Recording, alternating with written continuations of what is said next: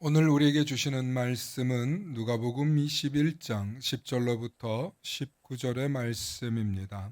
누가복음 21장 10절로부터 19절의 말씀, 우리 한 절씩 한 절씩 교독하십니다. 또 이르시되 민족이 민족을, 나라가 나라를 대적하여 일어나겠고 곳곳에 큰 지진과 기근과 전염병이 있겠고 또 무서운 일과 하늘로부터 큰 징조들이 있으리라. 이 모든 일 전에 내 이름으로 말미암아 너희에게 손을 대어 박해하며 회당과 옥에 넘겨주며 임금들과 집권자들 앞에 끌어가려니와 이 일이 도리어 너희에게 증거가 되리라.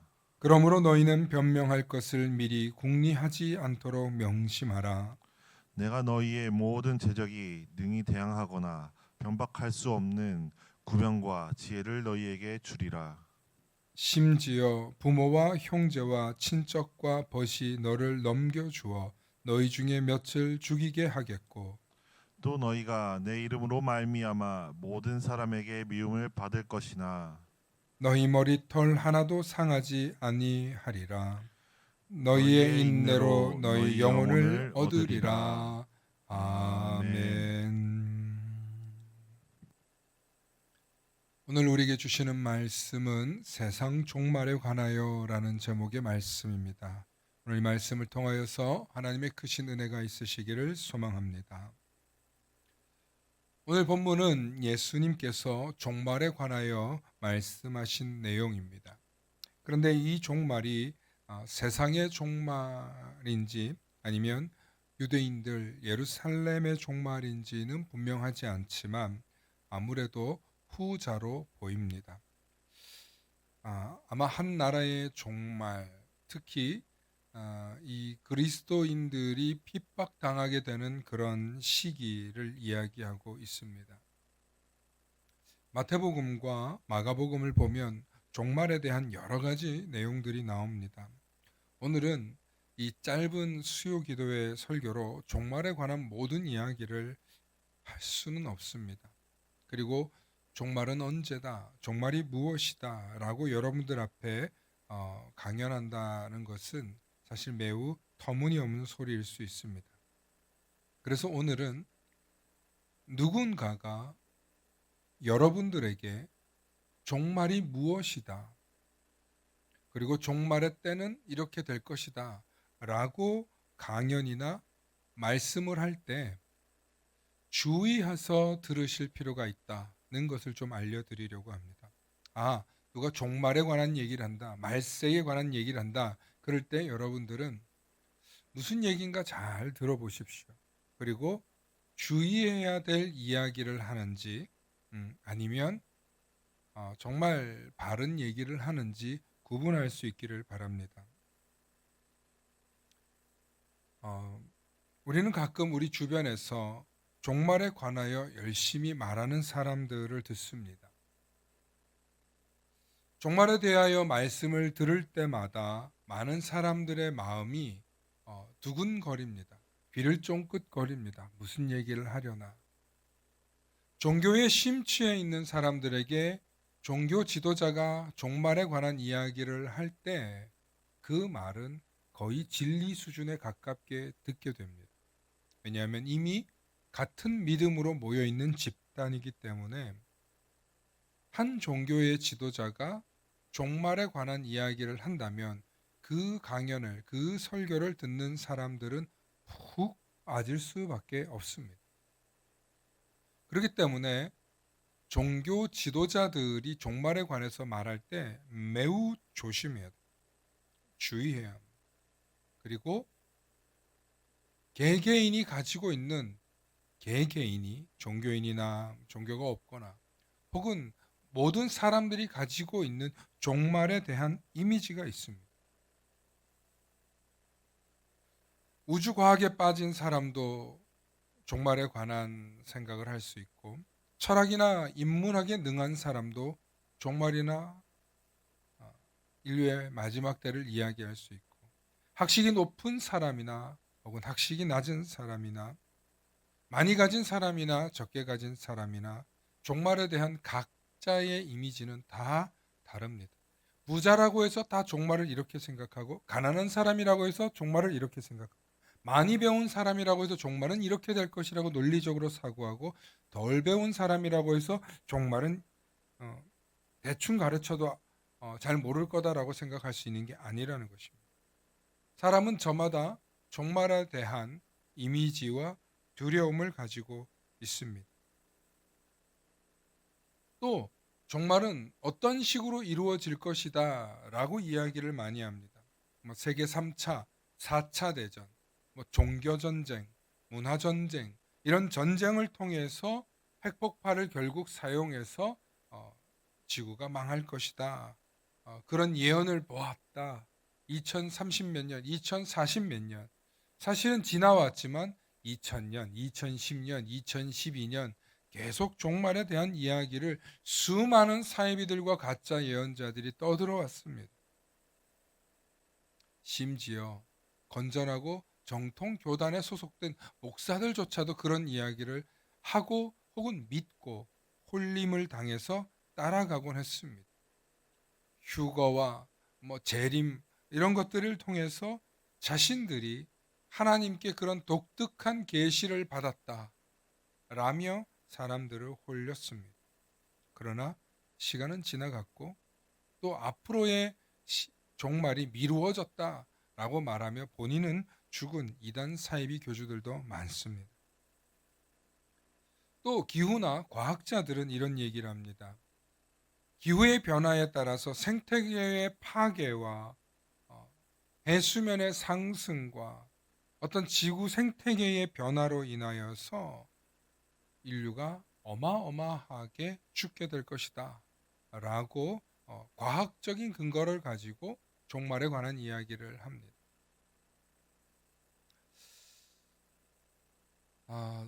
근 30년 동안 인구가 여러분 거의 한 3분의 1 정도가 늘었습니다. 전 세계의 인구가 현재 지금 82억에서 82억 정도로 본다고 합니다. 그런데 30년 전의 인구가 60억이 안 됐습니다. 인구 숫자를 다 세지 못해서 그런 게 아니라 30년 전에는 이렇게 잘 살게 될 줄 몰랐고 인류가 이렇게 건강하고 장수하고 오래 살게 될 줄 몰랐습니다. 인구가 BC로 이제 추측하는 건데요. BC 1000년 전에 인구가 1억이 안 됐을 거라고 봅니다. 전 세계 인구가. 그 정도밖에 전 세계 인구가 없었을 거라고 봅니다. 인구가 계속 늘어요. 그래서 2030년, 2050년 되면은 이제 100억은 훌쩍 넘어 있습니다. 인구가 그렇게 폭발적으로 증가할 것이라는 것입니다. 그래서 인구의 증가로 인하여서 지구 생태계 파괴가 불보듯이 뻔하다. 비관적이죠. 인간들이 많아지면서 보이는 생태계 파괴와 환경 오염을 우리가 보고 있기 때문에 거의 이거는 기정사실처럼 생각합니다. 그러나 인간은 자기의 위기를 극복하고 또 헤쳐나가는 지혜가 있다는 사실을 잊지 마시기 바랍니다. 또 어떤 사람들은 외계 생명체가 오고 있어서 여러분 웃을 수도 있는데요. 여러분 외계인들이 이미 한국과 전 세계에 와 있다고 주장하는 사람들 엄청 많이 있습니다. 소위 말하는 우주과학 종교라는 그런 종교가 있거든요. 그런 곳에서 종말에 관한 얘기를 하는데 외계인의 침략으로 지구가 멸망할 것이다. 혹은 우주 행성의 충돌로 인해서 지구가 멸망할 것이다. 다양한 외부의 천재지변을 통해서 지구는 종말하게 될 것이다 라고 이야기하는 사람들도 많습니다. 우리 성경은 어떻게 말합니까? 하나님께서 다시 오시는 아마겟돈의 때가 오면 그때 마지막 때가 된다 라고 이야기를 성경은 말합니다. 그러나 그때와 그 시는 아무도 알지 못한다 라고 성경은 주장하고 있습니다. 중요한 것은 이런 식의 종말에 관한 이야기를 들을 때마다 우리에게 유익한 것보다는 부작용들이 훨씬 더 많다는 것입니다. 종말에 관한 이야기를 들을 때마다 수많은 사람들의 심리가 불안해집니다. 종말에 대한 이야기를 듣기만 해도 어린아이나 여성들이나 힘없는 사람들은요, 굉장한 두려움에 사로잡힙니다. 특히 어린 애들은요, 어떻게 하면 지구가 멸망한대, 어떻게 하면 우리나라가 파괴된대 라고만 얘기해도 아이들은 굉장히 두려움에 사로잡힙니다. 그만큼 약하고 불안감이 강한 존재이죠. 마찬가지로 몸은 컸고 어른이지만 마음이 여리고 두려움이 많은 사람들은 이런 이야기를 들을 때요, 공포에 빠집니다. 인간의 심리가 나약해지고 공포에 빠질 때 어떤 현상이 일어나냐면 군중 심리가 발동합니다. 군중 심리라는 게 뭐냐면 남들은 어떻게 하지? 다른 사람들은 어떻게 하지? 그래서 우리가 언론을 주목해서 보고 어떤 SNS나 어떤 정부 기관에서 하는 발표들에 대해서 관심을 가집니다. 이 군중 심리가 굉장히 무서운 거예요. 무엇보다 사람들이 군중 심리에 몰리게 되면 누군가를 중심으로 이 문제를 해결하자 하며 나름의 영웅과 해결사들을 찾기 시작합니다. 그러면서 각자 계파가 만들어집니다. 나는 무엇을 따른다. 어떤 사람을 지지한다. 어떤 과학자를 지지한다. 어떤 혁명가를 지지한다. 그렇게 사람들이 몰리고 모이게 되면 그 군중 심리 위에 어떤 지도자가 탄생합니다. 그리고 그 지도자의 지도력에 따라서 그 집단은 건강하게 살아갈 수도 있겠지만 대부분 아주 심각한 위기에 빠집니다.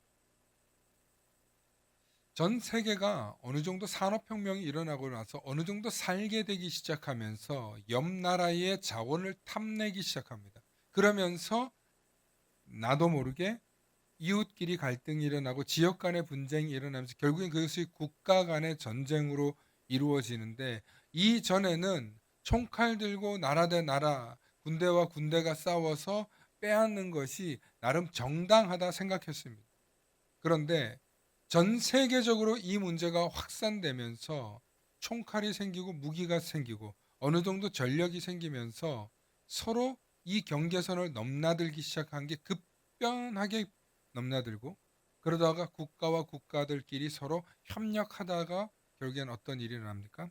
세계 대전이 일어납니다.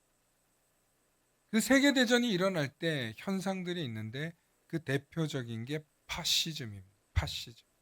이탈리아어로 파쇼라고 하는데 정치적으로 급진적인 민족주의라고 부르고 국가주의, 전체주의 이런 표현이 씁니다. 파시즘이 없었던 것은 아닙니다. 그런데 이 파시즘을 국가와 국가들끼리 서로 힘을 합쳐서 뭉치다 보니까 약한 나라를 짓밟고 빼앗는 것에 대해서 윤리적인 그리고 인권적인 부분을 생각하지 못합니다. 그러면서 군대가 군대를 장악해서 일반인들을 사로잡고 빼앗고 죽이고 하는 일들이 일어나면서 세계 1차 대전이 일어납니다. 그때 어떤 현상들이 일어나냐면 국가들이 이 일로 인해서 이익을 얻게 되는 것에 엄청난 영향력을 미칩니다. 그런데 그 파시즘, 이런 파시즘이 어디서 기인되냐면 우리가 먼저 치지 않으면 다른 나라가 우리 것을 빼앗을지 몰라라고 선동하면서 그런 일들이 시작된다는 것입니다. 또한 우리 민족은 다른 민족과 달라. 우리 민족이 세상을 통치하고 이끌어야 이 세상이 바르게 굴러갈 수 있어. 그렇게 시작된 게 또 나치즘입니다. 나치즘. 독일에서 시작됐죠. 민족 사회주의입니다. 자기 민족 우월성과 또 사회주의를 가지고 전 세계를 지배하려고 했습니다. 결국 그것이 또 세계 2차 대전으로 이어지죠. 이런 1차 대전, 2차 대전들의 특징이 뭐냐면 바로 전체주의적인 성격인데 이것도 파시즘에서 파생된 것이고 전체주의적인 성향이 나타나는데 그것이 모두 다 한 국가의 권력을 이루고 한 공동체를 이루면서 전 세계를 지배해야 되는 쪽으로 변질된다는 것입니다. 제가 왜 이런 이야기를 하냐면 이런 것들이 발전해서 공산주의화나 사회주의화나 혹은 독재적인 국가로 변화하기도 합니다.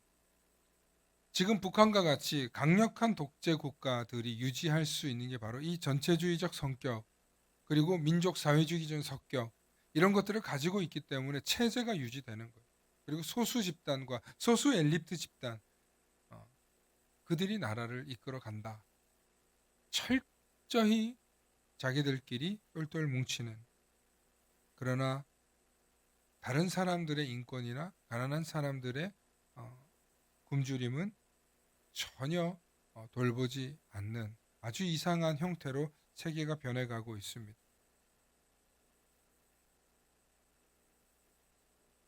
불안감, 두려움, 그것은 군중심리로 몰리게 되고 그 군중심리가 모여서 결국에는 한 지도자에게 집중되면서 그 나라의 성격이 완전히 바뀌게 될 수 있다는 것입니다.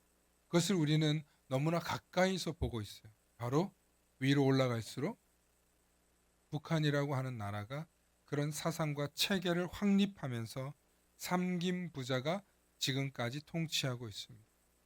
놀랍게도 북한에서는 종교의 자유가 있는 것처럼 말하지만 사실은 종교가 없죠.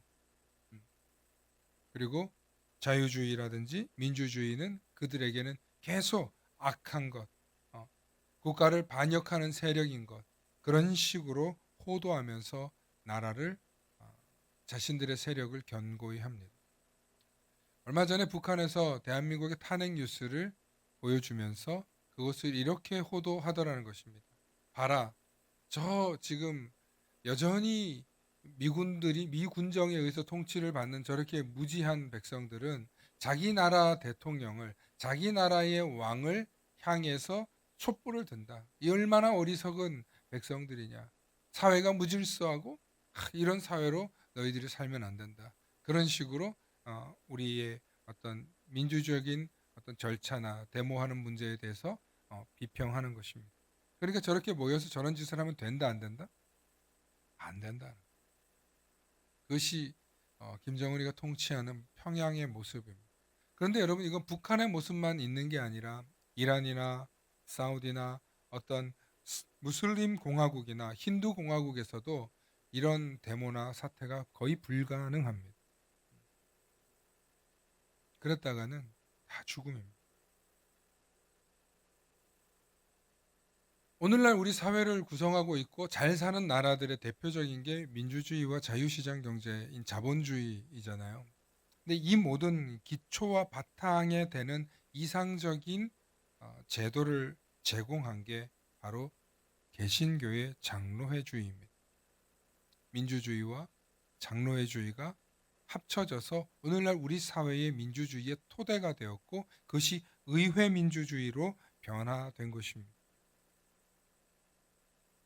중요한 것은 이 의회민주주의는 시민들을 불안하게 하지 않고 그들의 불안을 통치의 수단으로 삼는 것은 선하지 않고 옳지 않다고 믿는다는 것입니다. 왜냐하면 그것이 기독교 정신에서 기반해서 나온 것이기 때문에 그렇습니다.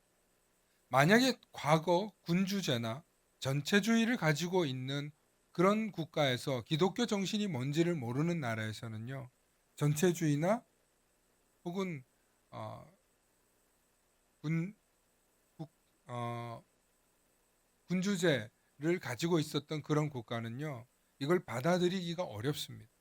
왜 어렵냐면 당연히 왕에게, 당연히 군주에게 충성해야 한다라고 하는 군주에게 잘 보이고 싶은 사람들,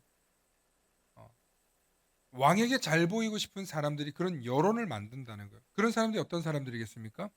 땅 있고 돈 있고 힘 있는 사람들일 거란 말이에요. 그런 사람들이 밑에서 올라오는 이야기들을 미리 싹을 잘라버리는 거예요.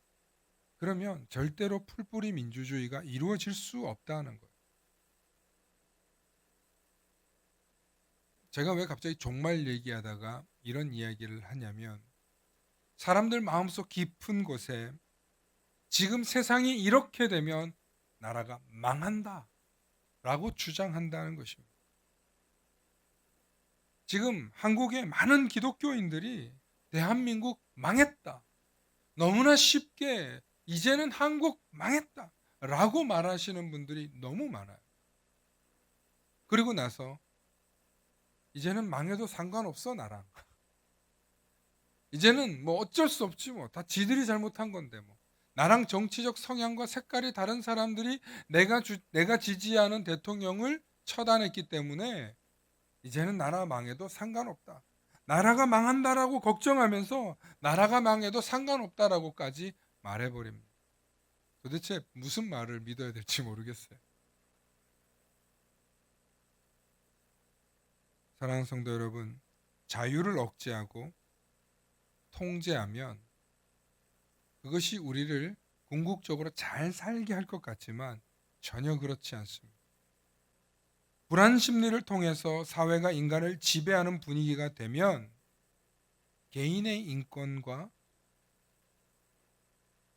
자유가 통제당할 뿐만 아니라 강력한 지도자의 통제의 수단으로 통제가 되면서 그곳에 사랑의 꽃이 시들어버립니다. 누군가의 폭력과 강압으로 사랑을 준다는 것은 사랑이 아닙니다. 그럴 거면 예수님께서 이 세상에 오셔서 힘으로 지배하셨어야죠. 그런데 우리 예수님은 어떻게 하십니까? 힘으로 지배하지 않으시고 죽으심으로 지배하셨어요. 사랑으로 지배하셨어요. 사랑의 마음으로 사람들의 마음을 열고 그들에게 하나님의 자녀가 되는 놀라운 은혜와 축복을 베풀어 주셨습니다. 그렇게 사랑이 어려운 거예요. 자기 희생이 있어야 되고, 자기 십자가가 있어야 되고, 자기 죽음이 있어야 되는 거예요. 단순히 내면의 죽음, 자존심의 죽음 이런 게 아니라 정말 내가 죽는 그런 사랑을 보여줄 수 있어야 그게 진짜 사랑이라는 것입니다. 예수님께서 오셔서 우리의 자유를 억압했습니까? 예수님께서 오셔서 우리의 심리를 지배하셨습니까? 예수님께서 오셔서 우리에게 회개하라고 말씀하셨지만 회개하지 않는다고 군홧발로 짓밟았습니까? 그렇게 하지 않으셨습니다. 죄를 회개하라고 하셨고, 무엇보다도 정말 힘없는 창기와 세리와 그리고 병자들과 가난한 자들과 어린아이들에게는 한없이 따뜻한 사랑으로 긍휼의 기회를 주셨습니다. 오히려 화를 내시고 역정을 내셨던 자들은 종교 지도자들과 그들의 위선을 비판하셨습니다. 우리가 예수를 믿는다고 하면서, 우리가 기독교인이라고 하면서 우리가 사랑에 대해서 말할 때 제대로 알고 말하실 수 있기를 바랍니다. 우리가 사랑이라는 걸 말하면서 나의 정치적인 색깔, 내가 말하고 싶은 주장, 그냥 내가 아는 지식 말하고 싶어서 사랑을 떠들고 있지는 않습니다. 오늘날 이 시대에 너무나 많은 사람들이 종말에 관해서 이야기하고 있습니다. 그리고 종말은 또 하나의 문제를 일으키는데 상호 불신을 일으킵니다. 상호 불신이 커지면 커질수록 불안하게 됩니다. 결국 이웃과 이웃이, 가정과 가정들이 서로를 적대적인 관계로 바라보게 되면서 우리 사회가 신뢰를 잃어버리는 그런 집단이 되고 만다는 것입니다. 신뢰를 잃으면 어느 누구도 우리를 믿지 않습니다. 우리가 서로를 믿을 수 없는 관계가 되면 세계의 다른 나라들이, 투자자들이 투자하러 오지 않습니다. 투자하러 오지 않는다는 얘기는 이 나라를 믿을 수 없다는 이야기입니다. 국제적 정세에서 가장 중요한 외교적인 것이 뭐냐면 국가 안보입니다. 국가 안보가 흔들리지 않으려면 서로 국민들이 신뢰하고 이 위기를 함께 이겨낼 수 있을 거라는, 서로가 서로를 응원하고 믿어주고 함께 일으켜 줄 수 있어야 된다는 거예요. 우리는 그 일을 해냈습니다. 한강의 기적을 이뤘고 IMF의 기적을 이뤘고, 그리고 또 꿈은 이루어진다는 축구를 통해서도 우리는 그런 것을 세계 만방에 보여줬고, 또 K-팝이라고 하는 아름다운 K-팝의 문화를 가지고 전 세계에도 보여주었습니다. 대한민국은 저력이 있는 나라고 힘이 없지 않습니다. 문화가 있는 나라고 지혜가 있는 나라고, 무엇보다도 상호 협력할 줄 아는 정말 지혜롭고 따뜻한 민족입니다. 그런데 이런 나라의 민족을 다스리는 지도자들이 늘 하는 얘기 있잖아요. 경제는 인류인데 정치는 삼류다. 여러분, 정치에 속지 마시기 바랍니다. 여러분들이 지지하고 여러분들이 의지하는 그 정치인들이 여러분들을 구원시켜 주는 게 아니라, 심지어 어떤 당을 통하여서 이 나라의 자유와 평화를 가지고 온다는 그런 혹세무민의 국민들을 속이는 가짜 종교 지도자들에게도 속지 마시고, 제발 우리를 구원할 수 있는 분은 예수 그리스도 그분 한 분뿐이라는 사실을 믿으실 수 있기를 축원합니다. 그래서 누군가가 저에게 당신은 누구를 지지하고 누구를 믿소? 그러면 나는 예수당이요, 나는 천당이요 라고 말하고 싶고, 저는 성도님들이 그렇게 되실 수 있기를 바랍니다. 그래서 세계에서, 세상에서 이 당 저 당으로 갈라져서 싸우지 좀 마시고, 어떤 지도자가 밉네, 싫네, 그건 여러분들의 취향의 문제일 수 있습니다. 여러분들의 구원의 문제를 해결해 주시는 분은 오직 예수 그리스도의 심을 믿으실 수 있기를 축원합니다. 그러므로 종말에 관한 이야기를 들을 때, 이 나라가 망한다, 이제는 미래가 없다, 뭐 어떤 불안에 대한 이야기를 하는 사람들이 있을 때 여러분 꼭 들으십시오. 과연 그 사람이 하는 말에 종말의 유익이 무엇인가? 그 사람들이 말하는 종말의 유익이 무엇인가? 여러분, 우리 그리스도인들에게 종말은 무슨 유익이 있습니까? 우리의 종말의 유익은 하나님 나라의 시작입니다. 할렐루야.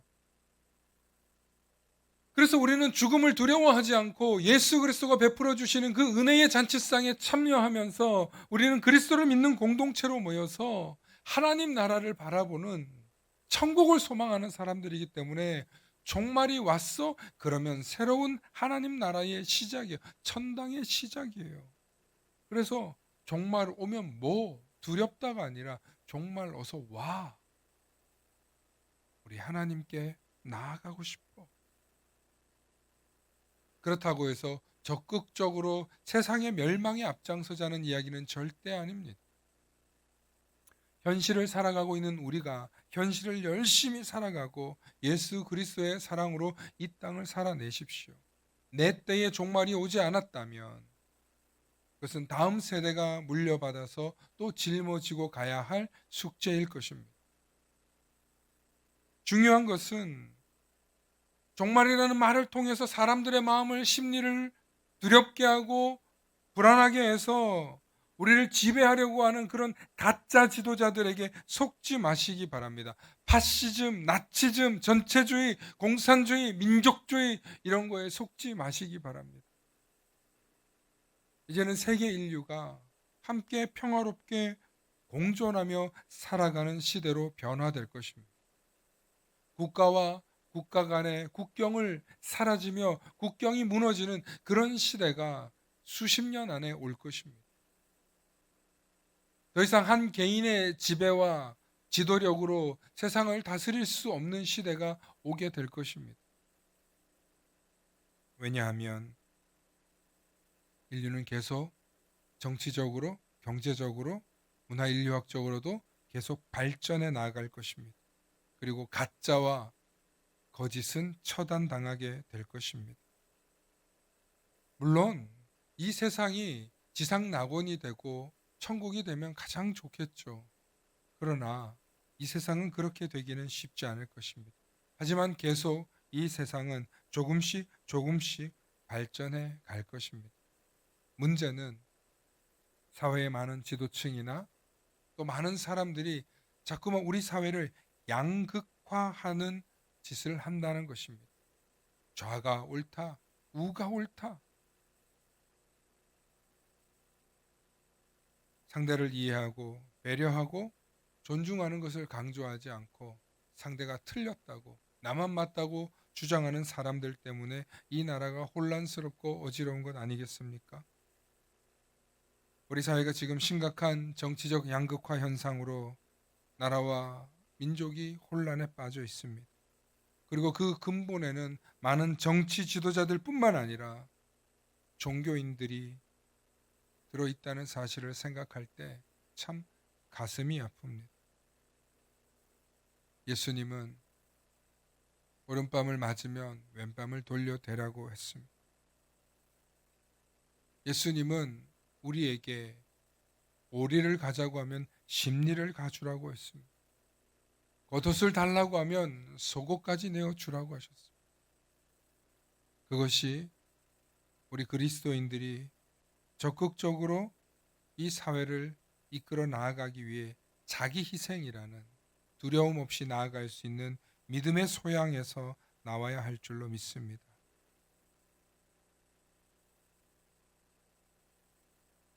종말은 그렇게 쉽게 오지 않을 것입니다. 대한민국은 그렇게 쉽게 망하지 않을 것입니다. 결코 두려워하지 말고 현실 속에서 여러분들의 삶을 건전하게 살아내시기 바랍니다. 무엇보다 25일 날 오시는 예수님의 성탄절을 생각하면서 우리에게 오신 주님이 우리에게 원하시는 게 무엇일까를 묵상해 보십시오. 서로 내가 옳다 멱살 잡고 쌍심지켜며 싸우는 이야기일까요? 아니면 그때는 총칼을 내려놓고 전쟁 중에도 총칼을 내려놓고 화해했던 그런 평화를 원하실까요? 사랑하는 성도 여러분, 우리 주님이 오셔서 우리에게 평화를 주셨습니다. 그 평화를 갖고 그 평화를 품고 우리 이웃들에게도 평화를 나눠줄 수 있는 그런 저와 여러분들 되실 수 있기를 축원합니다. 종말이다 무엇이다 두려워 염려하지 말고 여러분들의 삶 속에서 예수 그리스도를 바라보실 수 있기를 소망합니다. 함께 기도하십니다. 사랑의 아버지 하나님 참으로 감사합니다. 오늘도 우리를 사랑하셔서 주의 귀한 말씀 베풀어 주시고 은혜로 인도하여 주시니 감사합니다. 하나님 오늘을 살아가고 있는 많은 그리스도인들이 주님의 말씀에 귀 기울이게 하시고 세상 언론과 세상 소리에 귀 기울이며 현혹되지 않도록 주님 붙들어 주시옵소서. 오늘도 이 말씀들을 통하여서 깨닫는 지혜를 더하여 주시고 우리의 마음속에 평화를 주신 예수 그리스도의 그 사랑을 통하여서 내가 먼저 손 내밀고 사랑하며 헌신할 수 있는 그리스도인들 될 수 있도록 믿음을 더하여 주시고 그 믿음을 실천할 수 있도록 용기를 부어 주시옵소서. 감사드리며 우리 주 예수 그리스도 이름 받들어 간절히 기도 올리옵나이다. 아멘.